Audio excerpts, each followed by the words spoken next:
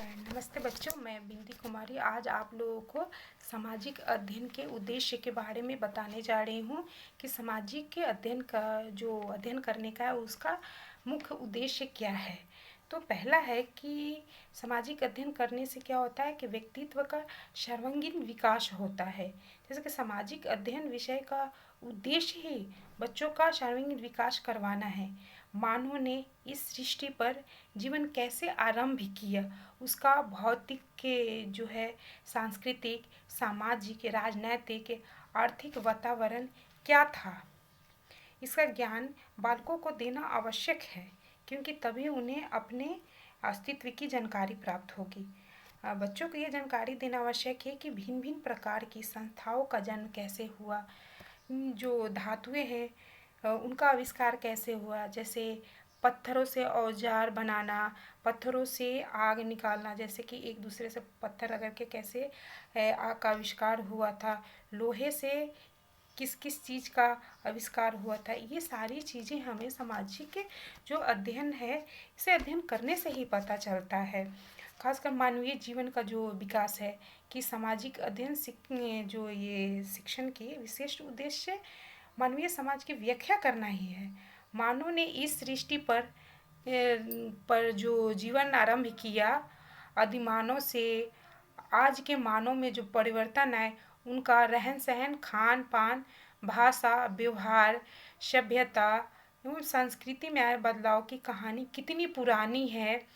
मानवीय व्यवहार से मानवीय प्रवृत्तियों में सामंजस्य की स्थापना आवश्यकता ने कैसे आविष्कार की जन्म दिया।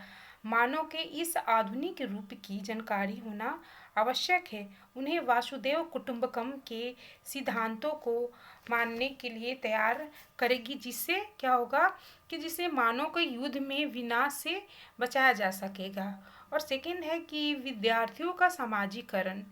सामाजिक अध्ययन बच्चों में सामाजिक आदतों का विकास करता है। उनमें सहयोग, सहकारिता, सहनशीलता, सहानुभूति जैसे गुणों को विकसित करवाता है। उनमें विश्लेषण एवं निष्कर्ष निरूपण जैसे गुणों का विकसित करवाता है। और सार्थक रूप से लिखना, पढ़ना सीखते हैं। समूह तथा समुदाय के प्रति उत्तरदायित्व निभाना उसे सीखते हैं। और उसके बाद उनमें एक अच्छी क्या होता है, नागरिकता का भी विकास होता है। ये जो हमारा देश है प्रजातंत्र देश है, यहाँ पे क्या होता है कि प्रजा के द्वारा चुने गए नेता जो है हमारे देश के जो है प्रधानमंत्री बनते हैं। इसलिए उनमें प्रजातंत्र की सफलता के लिए नागरिकता के गुणों का विकसित करवाना आवश्यक है। उसके बाद उन्हें ज्ञान प्रदान करना। जो स्कूल के बालकों को अच्छा नागरिक बनाना चाहते हैं तो उन्हें ज्ञान प्रदान करना आवश्यक है। ज्ञान स्पष्ट चिंतन और उचित निर्णय के लिए बहुत ही आवश्यक है।